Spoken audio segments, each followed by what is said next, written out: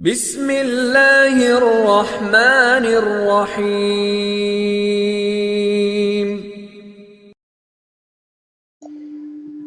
الحمدللہ وحدہ والصلاة والسلام علی من لا نبی بعدہ، اشہد ان لا الہ الا اللہ وحدہ لا شریک لہ واشہد ان محمدا عبدہ ورسولہ، اما بعد فاعوذ باللہ السمیع العلیم من الشیطان الرجیم، اعوذ باللہ السمیع العلیم من الشیطان الرجیم من حمزہ ونفخہ ونفثہ، بسم اللہ الرحمن الرحیم، ومن یقنت منکن للہ ورسولہ وتعمل صالحا نؤتها اجرها مرتین واعتدنا لها رزقا کریما۔ آج انشاءاللہ الرحمن ہم 22ویں پارے کا خلاصہ ذکر کریں گے۔ اللہ سبحانہ و تعالی حق بات کہنے کی توفیق عطا فرمائے اور اس کے بعد ہم سب کو عمل کی توفیق دے۔ 22ویں پارے کا آغاز وَمَن يَقْنُتْ مِنكُنَّ لِلَّهِ وَرَسُولِهِ ان کلمات سے ہوتا ہے۔ پیچھے بات ہو رہی تھی ازواج النبی کے حوالے سے۔ اللہ رب العالمین نے نبی مکرم صلی اللہ علیہ وسلم کی ازواج کو خطاب کرتے ہوئے یہ بات ارشاد فرمائی تھی کہ جو تم میں سے برائی کرے گی تو 2 گنا اس کو سزا دی جائے گی، اور یہاں فرمایا اگر کوئی فرما برداری کرے، اللہ رب العالمین کی اطاعت کرے، رسول اللہ صلی اللہ علیہ وسلم کی بھی فرما برداری کرے اور نیک عمل کرے، نؤتیہا اجرہا مرتین، تو ہم اجر بھی 2 مرتبہ عطا کریں گے، یعنی 2 اجر عطا کریں گے۔ پھر اللہ رب العالمین نے ازواج النبی کو خطاب کرتے ہوئے کچھ نصیحتیں فرمائیں۔ یا نساء النبی لستن کاحد من النساء، اے نبی کی بیویوں تم عام عورتوں جیسی نہیں ہو۔ ان اتقیتن، اگر تم تقوی اختیار کرو، فلا تخضعن بالقول فیطمع الذی فی قلبہ مرض، اس لیے بات کرتے ہوئے اتنی مدھم آواز نہ رکھو کہ کسی بیمار دل کے اندر کوئی برا خیال آئے۔ اس میں غیر مردوں کے ساتھ کلام کرتے ہوئے اللہ رب العالمین نے آداب بھی بتا دیے کہ جب غیر مردوں سے کلام کرنا پڑے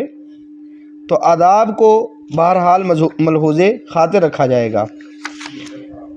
اسی طرح کہا معروف طریقے سے گفتگو کرو، کسی بھی غیر محرم سے بات ہو سکتی ہے لیکن ان آداب کا خیال رکھتے ہوئے جو شریعت نے مقرر کیے ہیں، جن کی وجہ سے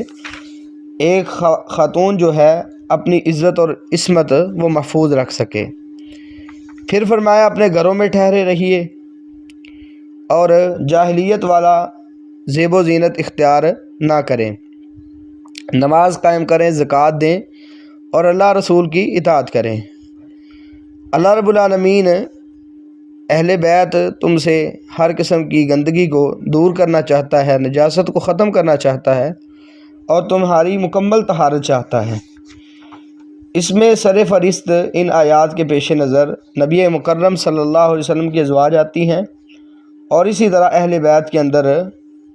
سیدنا علی رضی اللہ تعالی عنہ، سیدہ فاطمہ رضی اللہ عنہا، حسنین کریمین اور دیگر بعض بھی آتے ہیں۔ تو ان کو خطاب کرتے ہوئے اللہ تعالیٰ نے ایک اور نصیحت کی، وَاذْكُرْنَ مَا يُتْلَىٰ فِي بُيُوتِكُنَّ مِنْ آيَاتِ اللَّهِ وَالْحِكْمَةِ، کہ اپنے گھروں میں کتاب و حکمت کی تلاوت کیجئے، جو تمہارے گھروں میں پڑھی جاتی ہیں ان کو یاد کیجئے۔ اللہ کی آیات بھی ہیں قرآن مجید کی صورت میں اور حکمت بھی۔ اس سے مراد نبی مکرم صلی اللہ علیہ وسلم کی سنت اور احادیث ہیں کہ ان کا تذکرہ بھی گھروں میں ہونا چاہیے۔ دوسرے رکوع کے اندر اللہ سبحانہ و تعالیٰ نے بعض لوگوں کا ذکر کر کے ان کے لیے مغفرت اور اجر عظیم کا وعدہ کیا ہے۔ وہ کون لوگ ہیں؟ جو مسلمان ہیں، خواہ مرد ہوں یا عورتیں، مومن مرد ہوں یا عورتیں، اللہ کی فرما برداری کرنے والے مرد ہوں یا خواتین ہوں، سچ بولنے والے مرد ہوں یا خواتین، صبر کرنے والی خواتینوں اور مرد دونوں، والخاشعین والخاشعات، اللہ سے ڈرنے والے مرد ہوں یا عورتیں، والمتصدقین والمتصدقات، اللہ کے راستے میں صدقہ کرنے والے مرد ہوں یا عورتیں ہوں، صائمین و صائمات، روزہ رکھنے والے مرد ہوں یا عورتیں، والحافظین فروجہم والحافظات، اپنی شرمگاہوں کی حفاظت کرنے والے مرد ہوں اور عورتیں، والذاکرین اللہ کثیرا والذاکرات، اسی طرح اللہ رب العالمین کا کثرت سے ذکر کرنے والے مرد اور عورتیں، ان تمام کے ساتھ اللہ تعالیٰ نے مغفرت اور اجر عظیم کا وعدہ کیا ہے۔ پھر اللہ سبحانہ و تعالیٰ نے دوسرے رکوع کے اندر ہی یہ بات بھی ارشاد فرمائی کہ کسی مومن مرد کے لیے یا کسی مومنہ عورت کے لیے جس کے اندر رسول کسی معاملے کا فیصلہ کر دے تو ان کو اختیار حاصل نہیں ہے اللہ کے پیغمبر صلی اللہ علیہ وسلم کے حکم کے آ جانے کے بعد کسی بندے کے لیے کوئی اختیار نہیں ہے کہ وہ آپ کے فیصلے کے آنے کے باوجود اپنی مرضی کرے۔ پھر یہ بھی بتا دیا کہ جو اللہ رسول کی نافرمانی کرے گا تو وہ گمراہ ہو جائے گا، ایسا شخص راہ حق سے، راہ ہدایت سے بھٹک جائے گا۔ پھر اللہ رب العالمین نے وہ چیز ذکر کی کہ آپ نے اس سے کہا تھا جس پر اللہ رب العالمین نے انعام کیا اور آپ نے بھی انعام کیا کہ اپنی بیوی کو اپنے پاس روکے رکھ۔ یہ جو آیت تھی یہ سیدنا زید بن حارثہ رضی اللہ تعالی عنہ کے بارے میں اتری تھی کہ نبی مکرم صلی اللہ علیہ وسلم نے ان سے یہ کہا تھا کہ آپ اپنی بیوی کو طلاق نہ دیں، یعنی زینب رضی اللہ تعالی عنہ کو، اور آپ اللہ سے ڈر جائیں۔ نبی صلی اللہ علیہ وسلم اپنے دل میں کوئی چیز مخفی رکھ رہے تھے اور ڈرتے تھے کہیں لوگ اس حوالے سے پریشان نہ ہوں، لوگ مختلف باتیں نہ کریں۔ اصل میں زید بن حارثہ رضی اللہ تعالیٰ عنہ جو تھے وہ نبی صلی اللہ علیہ وسلم کے متبنہ تھے، یعنی منہ بولے بیٹے تھے۔ اب لوگوں کے اندر کیا ہوتا ہے کہ جیسے بیٹے کی بیوی یعنی جو بندے کی بہو لگتی ہے اس سے شادی نہیں ہو سکتی، اسی طرح اس معاشرے کے مطابق منہ بولے بیٹے کی جو بیوی ہے وہ بھی بہو تصور کی جاتی تھی، اس سے بھی لوگ نکاح نہیں کرتے تھے۔ اب شریعت چونکہ حقیقت بتاتی ہے کہ وہ آپ کی بہو نہیں لگتی، اگر آپ کا منہ بولا بیٹا اس کو طلاق دیتا ہے تو آپ اس سے شادی کر سکتے ہیں۔ اب اللہ تعالیٰ نے جب یہ چیز اپنے نبی محمد صلی اللہ علیہ وسلم کو بتائی تو آپ کے دل میں ایک ڈر سا تھا کہ ایسا لوگوں کے لیے پریشانی کا باعث نہ بن جائے، لوگ مختلف قسم کی باتیں نہ کریں،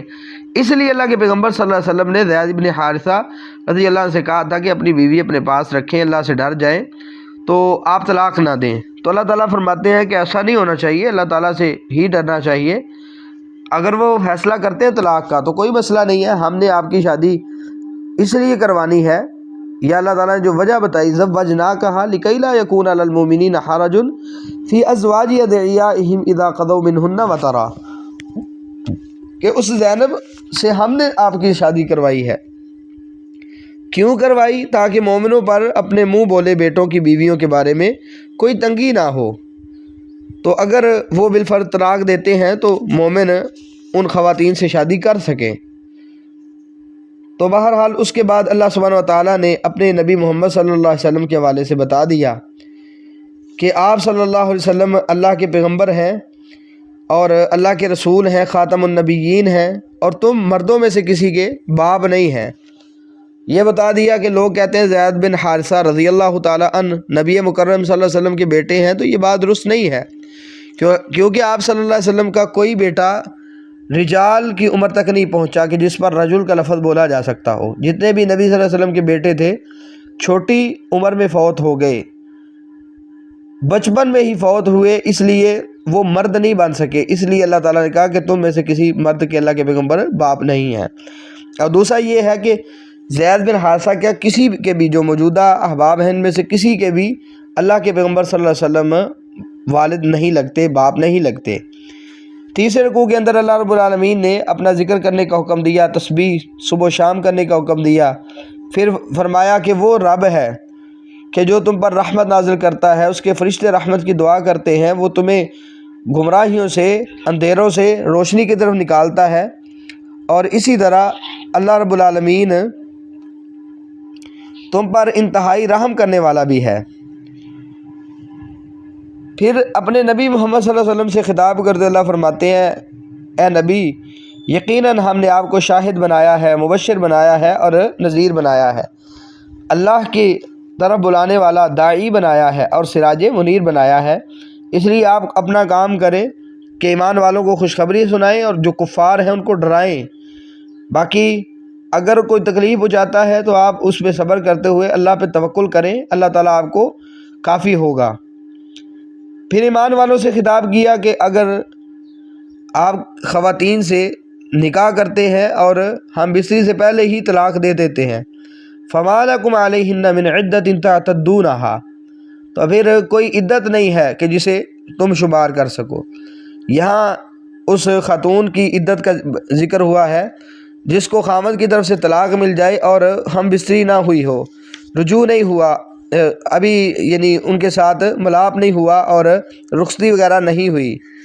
تو ایسی صورت میں خاتون کوئی عدت نہیں گزارے گی۔ پھر اللہ تعالیٰ نے اس چیز کا بھی جواب دیا کہ بعض لوگ کہتے تھے کہ محمد صلی اللہ علیہ وسلم کی یہ اتنی ازواج کیوں ہیں، تو اللہ تعالیٰ نے یہ بتایا کہ ہم نے نبی صلی اللہ علیہ وسلم کے لیے اس چیز کو جائز قرار دیا ہے کہ آپ حق مہر ادا کریں اور شادی کر سکتے ہیں۔ اسی طرح لونڈیاں ہیں، ان کے ساتھ بھی نکاح کے بغیر ہی یعنی تعلق رکھے جا سکتے ہیں، جو شریعت کا ایک قانون ہے۔ اس کی تفصیل انشاءاللہ ذکر کی جائے گی کہ لونڈیاں کیوں رکھی جاتی ہیں۔ بنیادی بات یہ ہے کہ چونکہ جب جنگ کی جاتی ہے، دشمنوں کو شکست دی جاتی ہے، اب خواتین آ جاتی ہیں، تو ان کی ذمہ داری تو حکومت پہ ہے نا، جو جنگ کرنے والے ہیں ان کے ذمہ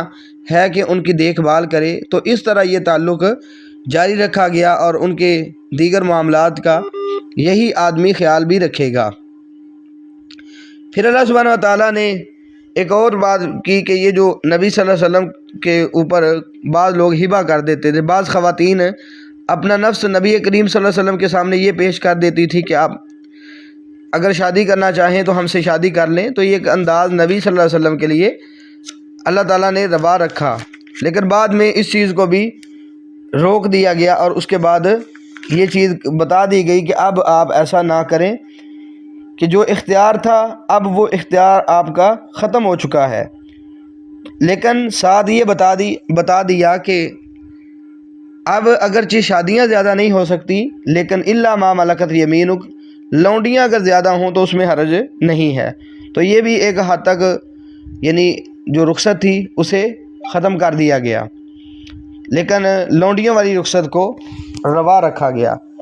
پھر اللہ سبحانہ و تعالیٰ نے چوتھے رکوع کے اندر نبی کریم صلی اللہ علیہ وسلم کے گھروں میں جانے کے آداب بتائے کہ آپ نے جب نبی صلی اللہ علیہ وسلم کے گھر میں جانا ہے تو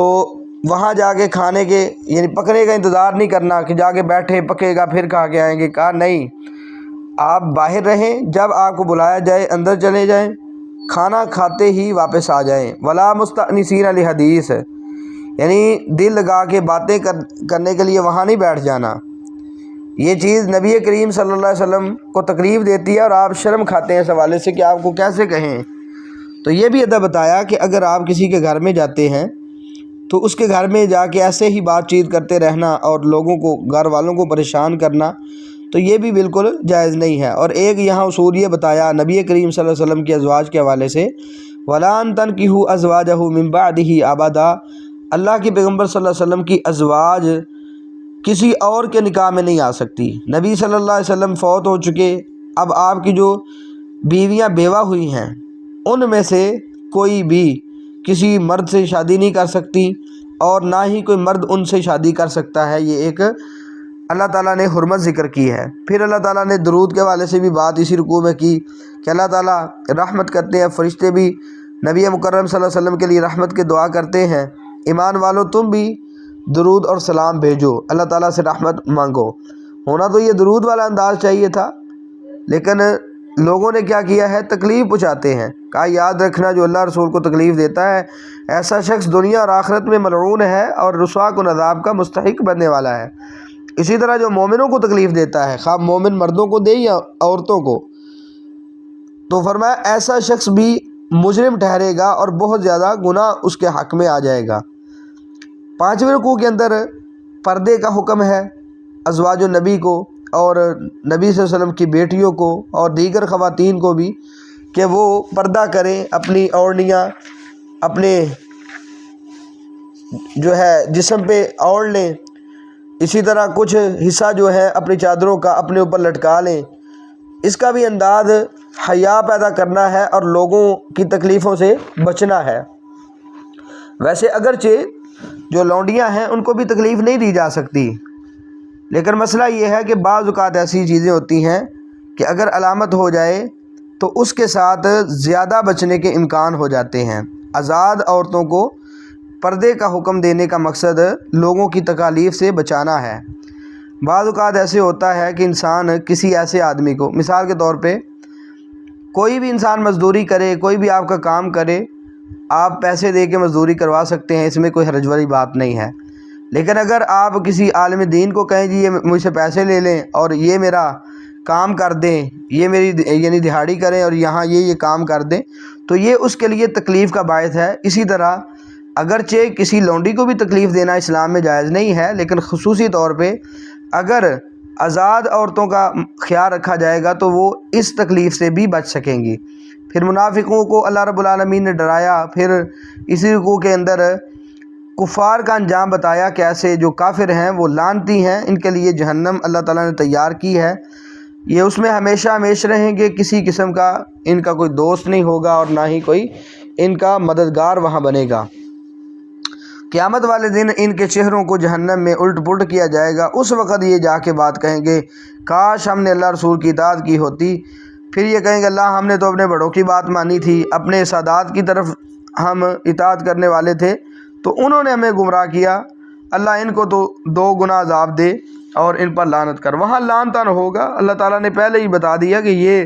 انداز قیامت والے دن بننے والا ہے، اس لیے اس کی پہلے ہی فکر کریں۔ اور چھٹے رکوع کے اندر اللہ تعالیٰ نے ایمان والوں کو تقوی کا حکم دیا ہے اور سیدھی سیدھی بات کرنے کا حکم دیا ہے۔ کہا اگر تم ایسے کرو گے یصلح لکم اعمالکم ویغفر لکم ذنوبکم، اللہ تعالیٰ تمہارے معاملات بھی، اعمال بھی درست کر دے گا، تمہارے گناہوں کو بھی معاف کر دے گا، اور جو اللہ رسول کی اطاعت کرے گا، بات مان لے گا، ایسا آدمی کامیاب ہو جائے گا۔ پھر امانت کی بات بھی کی اللہ رب العالمین نے کہ اللہ تعالیٰ نے امانت پہاڑوں پہ پیش کی اور اسی طرح امانت کو آسمانوں اور زمین پر بھی پیش کیا گیا، لیکن وہ ساری چیزیں اس چیز سے ڈر گئیں، لیکن انسان نے اس کو ہلکا سمجھ کے اس کو اٹھا لیا۔ یہ ایک تمثیل بیان کی گئی ہے، ایک مثال بیان کی گئی ہے، تو وہی کو اٹھانا یہ بہت ہی وزنی ایک کام ہے۔ بہرحال جو اس کو مان لے گا وہ تو فائدے میں رہے گا، لیکن جو منافق بنے گا، مشرک بنے گا، وہ نقصان اٹھانے والا ہے۔ لیکن اگر کوئی انسان ایمان کے ساتھ ساتھ خطائیں کرتا ہے لیکن اللہ تعالیٰ سے توبہ کرے تو اللہ تعالیٰ ایسے شخص کو معاف کر دے گا۔ 7ویں رکوع میں سورہ سبا کا آغاز ہوتا ہے، اس میں شروع میں حمد موجود ہے، پھر قیامت کے حوالے سے بات ہے، قیامت آنے والی ہے، اللہ تعالیٰ کے علم میں ہر چیز ہے، اور کفار کی یہاں بات بھی ذکر کی گئی کہ وہ کہتے ہیں کہ یہ محمد صلی اللہ علیہ وسلم کہتے ہیں کہ جب تم ٹکڑے ٹکڑے ہو جاؤ گے تمہارا خاتمہ ہو جائے گا، پھر تمہیں دوبارہ اٹھایا جائے گا۔ کہا یہ اللہ پہ جھوٹ باندھتا ہے نعوذ باللہ، یا اسے کوئی جنون ہے؟ تو اللہ تعالیٰ نے یہ بات ان کی ذکر کر کے کہا بل الذین لا یؤمنون بالآخرۃ فی العذاب والضلال البعید، یہ تو محمد صلی اللہ علیہ وسلم کے ایسے حوالے سے یہ بات کہتے ہیں، بلکہ حقیقت کیا ہے، یہ جو آخرت کے منکر ہیں یہ عذاب میں اور واضح گمراہی کے اندر موجود ہیں۔ اسی طرح اللہ سبحانہ و تعالیٰ نے 8ویں رکوع کے اندر داؤد علیہ السلام کا اور سلیمان علیہ السلام کا ذکر کیا، ان کے مختلف معجزات ذکر کیے۔ آپ اس رکوع کی اگر ترجمہ اور مختصر تفسیر پڑھیں، سادہ سا ترجمہ بھی پڑھیں تو انشاءاللہ اس میں کافی معجزات کا اللہ تعالیٰ نے تذکرہ کیا ہے، اور پھر بتایا کہ یہ اتنے معجزات ہونے کے باوجود اللہ کے پیغمبر تھے، اتنی اللہ تعالیٰ کی جو کرم نوازیاں ہیں ان کو اپنے سامنے رکھتے ہوئے، ملحوظ خاطر رکھتے ہوئے اور ان سے مستفید ہوتے ہوئے اللہ کے شکر گزار بندے تھے، تو تم بھی اللہ کے شکر گزار بن جاؤ۔ یہ تو بہترین مثالیں ہیں۔ تو سلیمان علیہ السلام اور داؤد علیہ السلام کے حوالے سے تورات کے اندر اور بائبل کے اندر ایسی باتیں لکھی ہوئی ہیں جو نازیبہ ہیں، ان کی شان کے لائق نہیں ہیں، جبکہ شریعت نے امت محمدیہ کو یہ درس دیا ہے کہ محمد صلی اللہ علیہ وسلم جیسا کہ دیگر انبیاء کی عظمت بیان کرتے ہیں اور محمد صلی اللہ علیہ وسلم کے ذریعے سے جیسا کہ دیگر انبیاء کا ادب بتایا گیا ہے، اسی طرح نبی مکرم صلی اللہ علیہ وسلم کے ذریعہ سے داؤد علیہ السلام کا اور سلیمان علیہ السلام کا بھی ادب امت محمدیہ کو بتایا گیا ہے۔ اسی طرح قوم سبا کا ذکر ہے، اس کی ناشکری کا ذکر کیا گیا ہے اور ناشکری کا نقصان بھی بتا دیا کہ اگر کوئی شکر کرے گا فائدہ اٹھا لے گا، لیکن ناشکری کرنے والا وہ اللہ تعالیٰ کی ایک تو نعمتیں اس سے چھن جائیں گی اور دوسرا وہ اپنے نقصان اٹھانے والوں میں سے ہو جائے گا۔ پھر یہ بات اللہ تعالیٰ نے کی کہ جو ابلیس نے اللہ تعالیٰ سے بات کی تھی کہ اللہ میں گمراہ کروں گا لوگوں کو، تو اللہ فرماتے ہیں کہ ابلیس نے اپنا وہ گمان جو ہے سچ کر دکھایا ہے۔ فَاتَّبَعُوهُ إِلَّا فَرِيقًا مِّنَ الْمُؤْمِنِينَ، مومنوں کے ایک گروہ کے علاوہ سارے اس کے پیچھے چل پڑے ہیں۔ تو بہرحال یہ بھی دشمن ہے، شیطان ہمارا، ابلیس دشمن ہے، ہم اس دشمن کو اپنا دشمن سمجھیں اور اس سے بچنے کی کوشش کریں۔ اسی طرح ناوے رکوع کے اندر اللہ تعالیٰ نے مشرکین کے شرکاء کی تردید کی ہے، ان کے شفاعت کا رد کیا ہے اور بتایا ہے کہ رزق کا مالک بھی اللہ ہے، ہر چیز کو اللہ تعالیٰ جمع کرنے والا ہے، فیصلہ کرنے والا ہے، اور نبی صلی اللہ علیہ وسلم کو اللہ تعالیٰ نے عالمگیر ایک پیغمبر بنایا ہے، آپ ان کو مان لیں۔ 10ویں رکوع کے اندر اللہ تعالیٰ نے قرآن کے منکروں کی بات کی، ایسے ظالموں کی بات کی ہے کہ جو آج دنیا میں اللہ رب العالمین کی باتوں کو نہیں مانتے، قیامت والے دن آئیں گے تو دو گروہ ہوں گے، ایک ہے طاقتور کافر اور دوسرے جو کمزور تھے، ان کے متحد تھے۔ کہا دونوں قیامت والے دن ایک دوسرے سے کلام کرتے ہوئے کہیں گے، کمزور کہیں گے کہ اگر تم نہ ہوتے، اور طاقتوروں اگر تم نہ ہوتے تو ہم مومن ہوتے۔ طاقتور بول کے کہیں گے ہم نے تو تمہیں ہدایت سے نہیں روکا تھا نا، تم خود ہی مجرم تھے۔ پھر کمزور کہیں گے کہ یہ جو دن رات کا مکر تھا، یہ چالیں تھی، تم ہمیں کفر کا حکم دیتے تھے، اللہ کے شرکاء بنانے کا حکم دیتے تھے، تو ہم تو اس لیے ہدایت کے قریب نہیں جا سکے۔ تو قیامت والے دن یہ پھر ندامت شرمائیں گے، جو ہے چھپائیں گے، شرمندگی کو چھپائیں گے وہاں، لیکن اس وقت فائدہ نہیں ہوگا، بلکہ ایسے تمام لوگ اللہ کی جہنم میں چلے جائیں گے۔ اور اللہ تعالیٰ نے یہ بتایا کہ ضروری نہیں ہے کہ آزمائش صرف نقصان کے ساتھ ہو، بعض اوقات اللہ تعالیٰ نعمت کر کے مال دے کر بھی آزماتا ہے۔ تو جتنے بھی انبیاء ہیں ان میں اکثر انبیاء کے مخالف جو ہیں وہ امیر قسم کے لوگ رہے ہیں، جن کے پاس پیسہ تھا، مال اور دولت تھا، انہوں نے پیغمبروں کی بات ماننے سے انکار کر دیا۔ اسی طرح 11ویں رکوع کے اندر اللہ تعالیٰ نے تقرب کی بات کی ہے کہ اللہ کا قرب حاصل کیسے کیا جا سکتا ہے۔ یہ مال اولاد یہ اللہ کے قرب کا ذریعہ نہیں ہے، بلکہ انسان اگر نیک عمل کرے گا، اللہ رب العالمین پر ایمان رکھے گا، تو ایسا آدمی وہ اپنا فائدہ اٹھا سکے گا۔ پھر کہا جو مال ہے اللہ کے راستے میں خرچ کرو، اللہ رب العالمین تمہیں اس کا اور بدلہ اچھا عطا کرے گا، مزید اللہ تعالیٰ تمہیں مال عطا کرے گا۔ یہ رزق کو تنگ کرنے والا، یہ کشادہ کرنے والا اللہ ہے، اس لیے اللہ کے دیے ہوئے مال کو اللہ کے راستے میں خرچ کرنا چاہیے۔ اسی طرح کفار کی باتیں کی ہے، اور یہ بھی خصوصی طور پہ بتا دیا کہ قیامت والے دن اللہ تعالیٰ فرشتوں سے بھی پوچھے گا اَهَٰؤُلَاءِ إِيَّاكُمْ كَانُوا يَعْبُدُونَ، کیا تمہیں نے ان کو حکم دیا تھا کہ تمہاری عبادت کریں؟ لیکن وہ اعلان برات کریں گے، اللہ ہم نے کسی کو نہیں کہا عبادت کرنے کا، یہ تو جنوں کی عبادت کرتے تھے، ان میں سے اکثر انہی پر ایمان رکھنے والے تھے۔ 12 رکوع کے اندر اللہ تعالیٰ نے کفار کو دعوت دی ہے توحید کی، اور اللہ رب العالمین نے غور و فکر کی دعوت دی، اور محمد صلی اللہ علیہ وسلم کے حوالے سے بتا دیا کہ کسی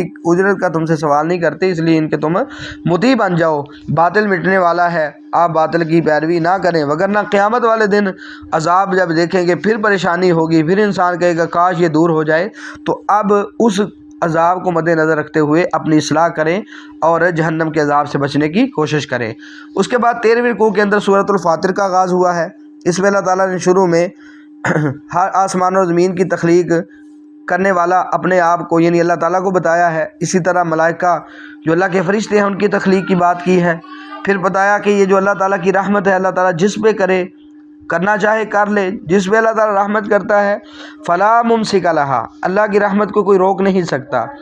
اور جسے اللہ تعالیٰ رحمت نہ دے، جس پر اللہ رحمت نہ کرے فلا مرسل لہ من بعدی، تو اس پر کوئی رحمت نہیں کر سکتا۔ جب سارا کچھ اللہ عطا کرنے والا ہے، رحمت دینے والا اللہ ہے، تو اللہ کی طرف رجوع کرنے کا حکم ہے، اللہ کی نعمتوں کو یاد کرو، اور یہ بھی دیکھو کہ اللہ کے علاوہ تمہارا کوئی خالق نہیں ہے، تمہیں کوئی رزق دینے والا نہیں ہے۔ اس لیے جب الہ وہی ہے، خالق و مالک وہی ہے، رب وہی ہے، تو حقیقی طور پہ اسے ہی معبود سمجھو۔ پھر بتایا کہ یہ دنیا کی زندگی ہے، یہ دھوکے کا سامان ہے، اس کے دھوکے میں نہ آنا اور شیطان کو اپنا دشمن سمجھنا، اس کو اپنا دوست نہ بنانا، کیونکہ وہ اپنے ساتھی بنا رہا ہے جہنم میں جو اپنے ساتھ لے کے جائے گا، اور جس نے کفر کیا وہ سخت عذاب کا شکار ہوگا، اور جو ایمان لائے گا اسے اللہ تعالیٰ مغفرت عطا کرے گا۔ 14 رکوع کے اندر اللہ رب العالمین نے بنجر زمین کی آبادی کی بات کی ہے کہ یہ بنجر زمین کو آباد کرنے والا اللہ ہے، عزت اور ذلت کا مالک اللہ ہے، اسی کی طرف اچھے اچھے کلمات اٹھتے ہیں۔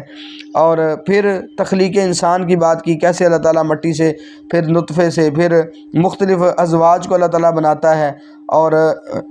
اسی طرح اللہ رب العالمین نے یہ بات ذکر کی ہے کہ جو یعنی کہ خواتین کے رحموں میں ہوتا ہے اللہ رب العالمین اسے جانتا ہے، جو وضع حمل ہوتا ہے اللہ تعالیٰ اسے بھی جانتا ہے، کسی بھی عمر میں ہے یا کتنی بھی عمر ہے اللہ رب العالمین ہر چیز کو جانتا ہے۔ اور پھر 2 سمندروں کی بات کی ہے کہ ایک میٹھے پانی والا ہے جو آسانی کے ساتھ پیا جا سکتا ہے،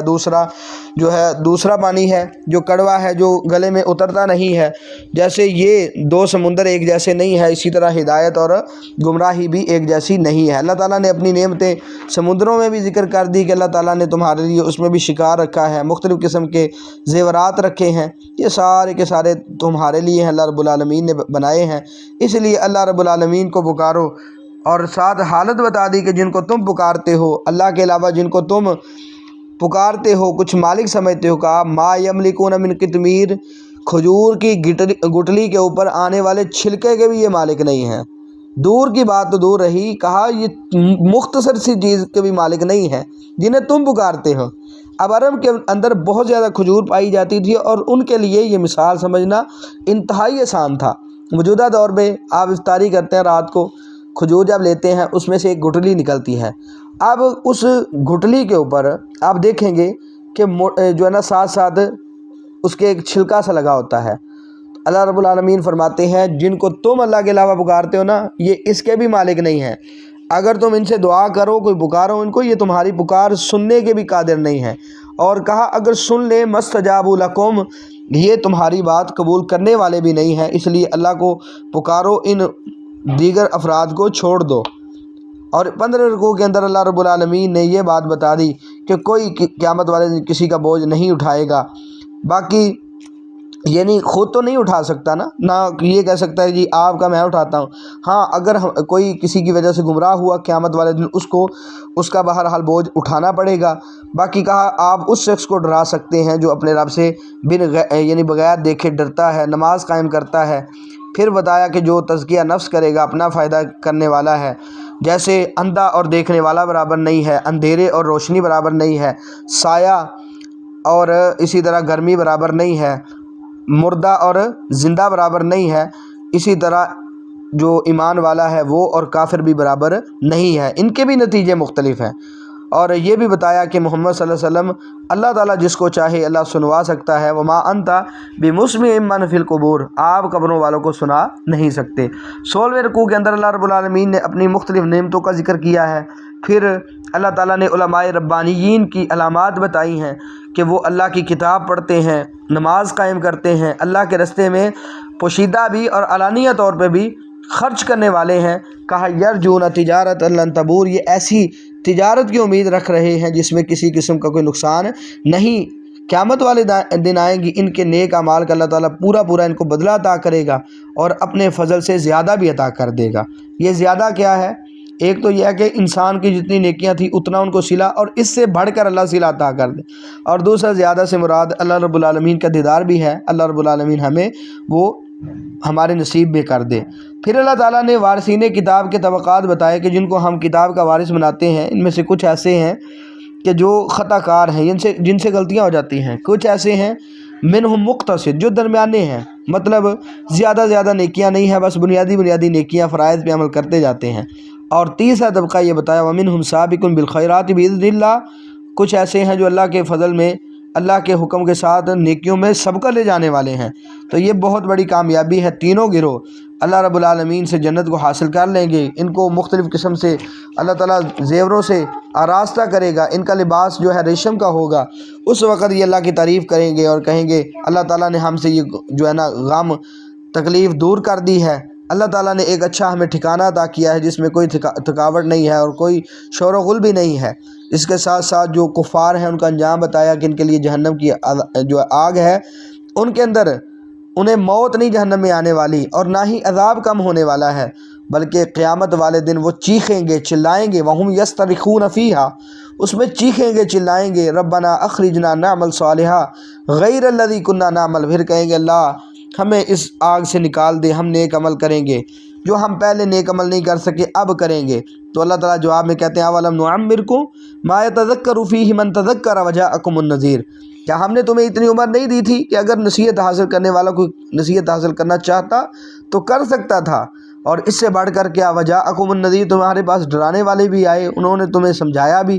اس کے باوجود جب تم نے دنیا میں نہیں سمجھا اب تمہیں کوئی لوٹنے کی اجازت نہیں ہے، اب تم فذوقوا، اب اس عذاب کو چکھو، فما للظالمین من نصیر، ظالموں کا کوئی مددگار نہیں ہے۔ 17 نمبر رکوع کے اندر اللہ سبحانہ و تعالیٰ نے شرکاء کی نفی کی ہے اور یہ بھی بتایا آسمان و زمین یہ سارے اللہ کے حکم سے قائم ہیں، اگر اللہ رب العالمین ان کو نہ قائم رکھے تو کوئی اللہ کے علاوہ ان کو جو ہے تھام نہیں سکتا۔ پھر یہ بتایا یہ کفار حسد کی بنا پر، یہ یہودی حسد کی بنا پر نبی مکرم صلی اللہ علیہ وسلم کو نہیں مانتے بلکہ چالیں چلتے ہیں، تو فرمایا وَلَا يَحِيقُ الْمَكْرُ السَّيِّئُ إِلَّا بِأَهْلِهِ، جو چالیں چلتا ہے وہ اس کا خود ہی شکار ہو جاتا ہے۔ یاد رکھیں اگر ہم کسی کے خلاف چالیں چلیں گے نا، کسی کا نقصان چاہیں گے تو یہ مت خیال کریں کہ ہم اس کا نقصان کر لیں گے، بلکہ انسان اپنا ہی حقیقت میں نقصان کرنے والا ہے، انسان کو اس کا خود ہی نقصان اٹھانا پڑے گا، اس لیے کسی کے خلاف چالیں نہیں چلنی چاہیے، وگرنہ سابقہ اقوام کی تباہی پہ غور کریں، کیسے اللہ تعالیٰ نے ان کو تباہ کر دیا، پھر اللہ تعالیٰ کو کسی نے عاجز بھی نہیں کیا۔ اور آخری آیت میں اللہ تعالیٰ نے یہ بات بتائی کہ یہ اللہ تعالیٰ کی طرف سے ایک مہلت ہے، وگرنہ اگر ان کے جرائم کی وجہ سے اللہ تعالیٰ ان کے گناہوں کی وجہ سے پکڑ لیتا، ما ترک علی ظہرہا من دابہ، اگر اللہ تعالیٰ فی الفور پکڑتا تو زمین میں کوئی بھی چلنے والا نہ رہتا، ولیکن یؤخرہم الی اجل مسمی، لیکن اللہ تعالیٰ ایک مقرر وقت تک، ایک مقرر مدت تک تاخیر کر رہا ہے، لیکن جب وہ آ جائے گی پھر کوئی انسان اللہ رب العالمین سے دور نہیں ہو سکتا، اللہ تعالیٰ تمام کو دیکھنے والا ہے۔ اس کے بعد سورہ یاسین کا آغاز ہوا 18ویں رکوع کے اندر، اس میں اللہ سبحانہ و تعالیٰ نے شروع میں یہ بتا دیا کہ یہ محمد صلی اللہ علیہ وسلم اللہ کے رسول ہیں۔ سورہ یاسین کے حوالے سے جتنی بھی مرفوع روایات ہیں جن میں یہ نہیں بتایا گیا کہ اللہ کے نبی صلی اللہ علیہ وسلم نے یہ فرمائیے، ان میں سے کوئی بھی روایت ثابت نہیں ہے، البتہ ایک عبداللہ بن عباس رضی اللہ تعالیٰ عنہما کا قول ہے کہ جو بندہ صبح کے وقت سورہ یاسین پڑھتا ہے اللہ تعالیٰ رات تک آسانی کر دیتا ہے، اور جو رات کے وقت پڑھتا ہے صبح تک اللہ تعالیٰ آسانی کرتا ہے۔ یہ سنن دارمی میں ہے۔ اس کی روایت کو شیخ زبیر علی زئی رحمۃ اللہ علیہ نے حسن قرار دیا، شیخ ارشاد الحق اثری حفظہ اللہ نے حسن قرار دیا، بعض اور محققین نے بھی، سنن دارمی کے محقق حسین سلیم اسد رحمہ اللہ نے بھی اس کی سند کو حسن قرار دیا ہے، اور علماء نے اس کو مرفوع حکمی قرار دیا ہے، یعنی کہ ابن عباس رضی اللہ تعالیٰ یہ بات جو کہہ رہے ہیں یہ اپنی مرضی سے نہیں کہہ رہے اور اپنے علم سے نہیں، بلکہ یہ کتاب و سنت کے فہم سے اور نبی صلی اللہ علیہ وسلم سے سنی ہوئی بات ہی کر رہے ہیں۔ تو بہرحال سورہ یاسین کی یہ فضیلت علماء کہتے ہیں یہ ثابت ہے، اس کے علاوہ کوئی بھی فضیلت سورہ یاسین کی ثابت نہیں ہے۔ بہرحال سورہ یاسین کو پڑھنا چاہیے جیسے جیسے وقت ملے، اور اسی طرح جو ہے اس